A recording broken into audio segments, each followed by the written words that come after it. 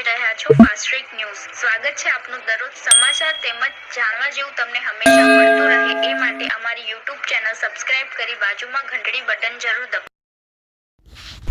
નમસ્કાર, આપ જોઈ રહ્યા છો એફટીએન કચ્છ। હું આપનો શેખ સાહેબ। ગઈ તારીખ 16 તારીખે અંજાર ખાતે પઠાપી કબ્રસ્તાન જે આવેલ ત્યાં એક અવાવરું વાવ જેને કૂવો કહીએ ત્યાં અચાનક આગ લાગેલી। જે આગ સાંજના અંદાજે 4 વાગ્યાના અરસામાં લાગેલી। જે 4 વાગ્યાથી લાગેલી આખી રાત આખો દિવસ 24 કલાક સતત આગ લાગેલી।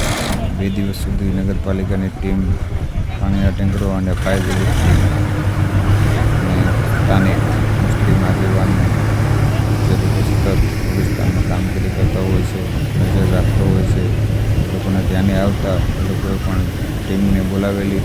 નગરપાલિકા ફાયર બ્રિગેડ ટીમ તેમજ પાણીની જે વ્યવસ્થા કરતા હોય છે, છતાંય 24 કલાક સુધી આગ કાબૂમાં ના આવતા ગઈકાલે 17 તારીખે મને જવાનું હતું ત્યાં, જેથી મારા ધ્યાને આવ્યો અને ત્યાંના એક્ટિવ અને જાગૃત લોકોએ જાણ કરેલી। મેં જોયું કે જે આગ લાગેલી છે, રાત્રે વધુ થાય જે ધ્યાને લઈ અને મેં હાર્દિકભાઈ પટેલનો કોન્ટેક્ટ કરેલો, કોલ કરેલો। તાત્કાલિક 10 મિનિટમાં ત્યાં આવી એક પાણીનું ટેન્કર અને એક ફાયર બ્રિગેડ લઈ અને ઘટના સ્થળ પર આવી જઈ અને આગને કાબૂમાં લીધેલી છે। બધા મુસ્લિમ સમાજ અને પત્રકાર શેખ સાહેબ, નગરપાલિકા તેમજ ફાયર બ્રિગેડ ટીમનો આભાર વ્યક્ત માનું છું। Thank you so much. નગરપાલિકા ફાયર બ્રિગેડ ટીમ આપ લોકોએ આવી અને આગને કાબૂમાં લીધેલી, બદલ આપનો આભાર। કામગીરી થેન્ક યુ સો મચ।